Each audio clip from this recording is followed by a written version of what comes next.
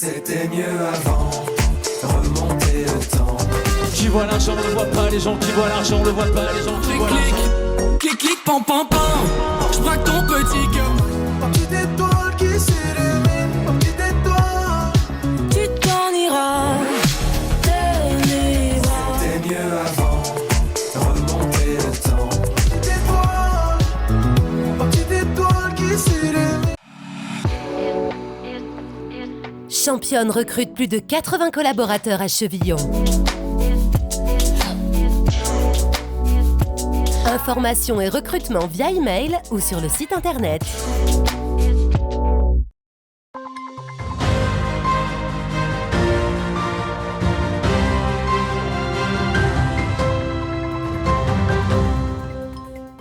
Bonsoir à toutes et à tous, bienvenue dans ce 15 minutes info de ce mercredi 28 juin 2023. Voici les titres. Le festival Musicalité débute ce vendredi soir. Des centaines de techniciens s'activent en ce moment pour monter la scène. Nous vous emmènerons dans les préparatifs de ce festival désormais incontournable. À Resson, dans la Meuse, l'école privée des Trois Cailloux a terminé sa végétalisation grâce à un financement participatif. Et comme chaque mercredi, vous avez rendez-vous avec Thiago Kergovic et Cinéfocus. Et voici pour les titres. Le festival Musicalité revient ce week-end à Saint-Dizier et les premières structures prennent place dans le parc du Jard. Des centaines de personnes sont mobilisées pour vous faire vivre un show d'exception. Brigitte Maestrassi et Clémentine Coppola vous emmènent dans les coulisses de l'installation de la scène à l'alimentation électrique. Près d'une centaine de personnes sont mobilisées depuis le début de la semaine pour tout installer avant le début de la 24e édition de Musicalité ce week-end. Pour les musicalités, on a monté une tente stretch pour le bar Carré VIP. On est sur un montage de 200 mètres carrés avec petite cuisine pour la technique et les artistes, ainsi qu'une petite tente de 25 mètres carrés pour une des artistes. Là, on est en train de remettre tout le plancher niveau par rapport au terrain. Et puis après, on va hisser la tente pour finir cette installation. Les 10, 11, 12, il faut qu'on les mette en bas. Pour alimenter les différents pôles présents sur le parc du Jard, un réseau électrique et d'eau est nécessaire. Cette équipe travaille d'arrache-pied avant le passage du contrôleur pour être sûr que toutes les règles sont respectées. On a commencé depuis lundi, on a mis toute la partie éclairage de sécurité, on commence toujours par ça. Et après on avance crescendo, les sanitaires, le catering, comme je me suis répété, la scène. Et après on terminera par le village artiste et les exposants quand ils viendront au fur et à mesure. Donc à partir de demain ça. Et la grande star, c'est elle, la scène. Après avoir fait la mise à niveau, la scène d'une surface de 256 mètres carrés peut enfin s'ouvrir. Il faudra plus d'une journée pour que l'installation soit complète et que puissent se produire les têtes d'affiche de cette année. Pour que la scène soit complètement montée là, il nous reste à sortir les tiroirs, fixer nos bras contre le toit pour solidifier quand même le toit. Et une fois que ça c'est fait, on sort aussi les tiroirs pour le plateau.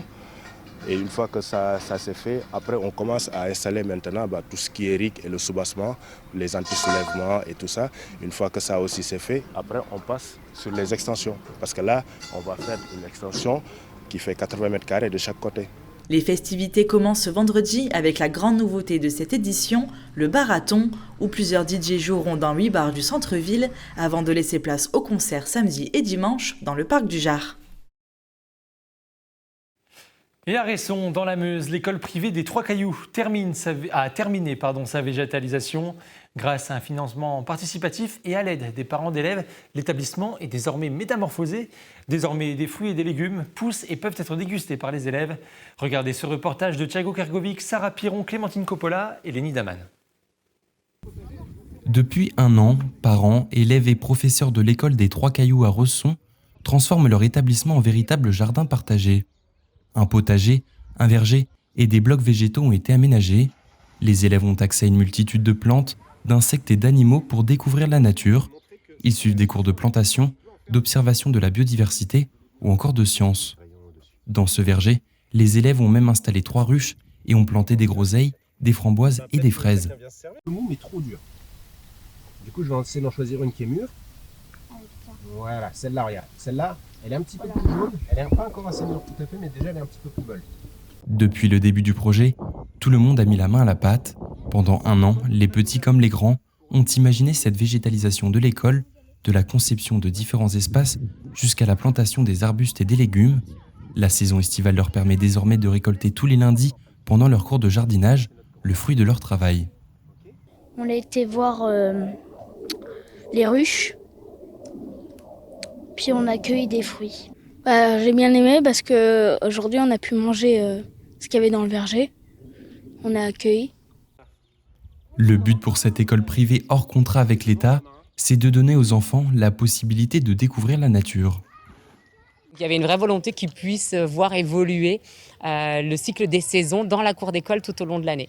Et puis voilà, il y a une vraie volonté aussi que ce soit plus vert, que ce soit plus respectueux, que dans les conditions climatiques dans lesquelles on est, on aille vers quelque chose de meilleur aussi, de moins chaud, d'un bien-être pour les enfants en tout cas.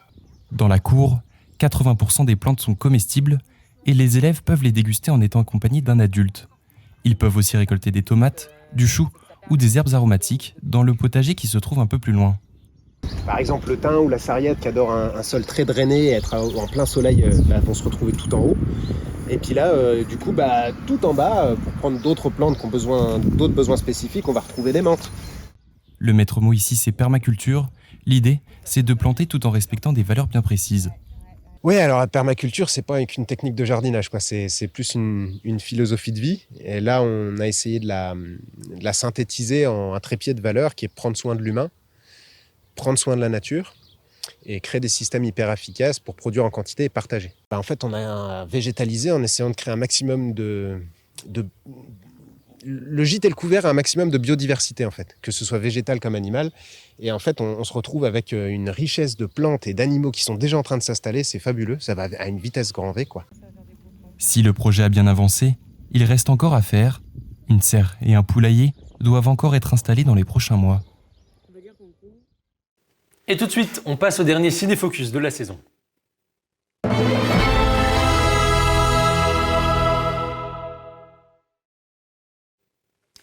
Et cette semaine, au cinéma, Sisu, l'épopée d'un ex-soldat finlandais pourchassé par des nazis après avoir découvert de l'or. Un film d'action de guerre sanglant réalisé par Hjalmari Helander, dont tu nous parles ce soir, Thiago. Bonsoir. Bonsoir Nicolas. Et oui, tout à fait. Après Big Game en 2017 ou encore Père Noël Origine en 2011, le cinéaste finlandais, formé à la publicité et nourri au meilleur genre du cinéma américain, revient dans les salles obscures avec Sisu.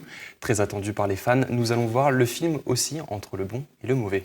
Au casting de ce western guerrier, où tous les coups sont permis, une équipe d'acteurs finlandais qui suit le réalisateur depuis ses premières grandes productions. Effectivement, dans le sillage de ses précédents films, le réalisateur fait apparaître une nouvelle fois à l'écran un casting auquel il a déjà fait confiance par le passé, parmi lequel on retrouve Jorma Tommila, le personnage principal du film, le jeune Onni Tommila, son fils, ou encore Mimosa Willamo, rare élément féminin dans Sisu.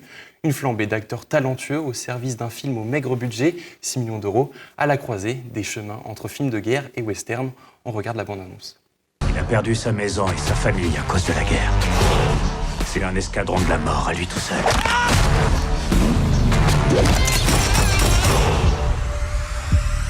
C'est le genre de salopard avec qui il vaut mieux pas chercher la merde.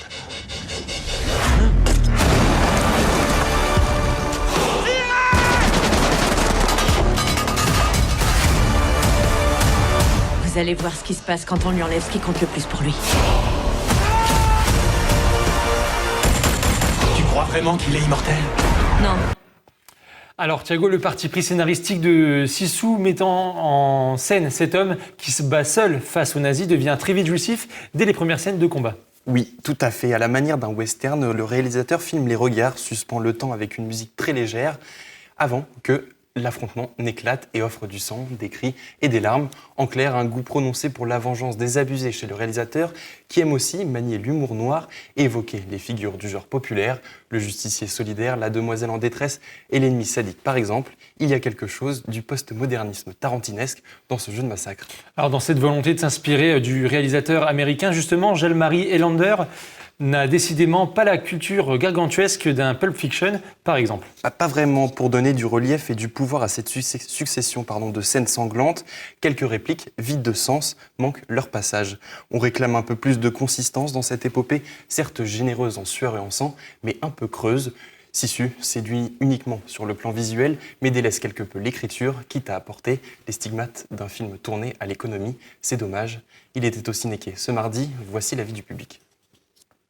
C'est un super film, beaucoup d'action, des scènes d'aventure, des rebondissements, donc on ne s'est jamais ennuyé. C'est quand même assez bien fait, les décors aussi étaient assez jolis et on ne s'ennuie pas, on ne sait pas les mêmes décors tout le temps, malgré que ce soit un désert, il y a toujours du changement, donc c'était un super film en tout point. Très bien, beaucoup d'action, un film d'aventure et adrénaline en puissance 10. Et Thiago, on le rappelle, un film interdit en salle au moins de 12 ans. Merci Thiago pour cette dernière chronique de la saison. C'est aussi un clap de fin pour Cinéfocus ce soir, mais aussi pour tes aventures à nos côtés. En effet, tu pars vers de nouvelles aventures. Je me joins donc à toute la rédaction pour te souhaiter une bonne continuation. C'est aussi la fin de cette édition. Merci à vous de l'avoir suivi. Dans un instant, la météo ainsi que la météo des plages. Prochain point sur l'information demain à 19h dans votre 15 minutes info. Excellente soirée à tous sur Puissance Télévision, l'info continue.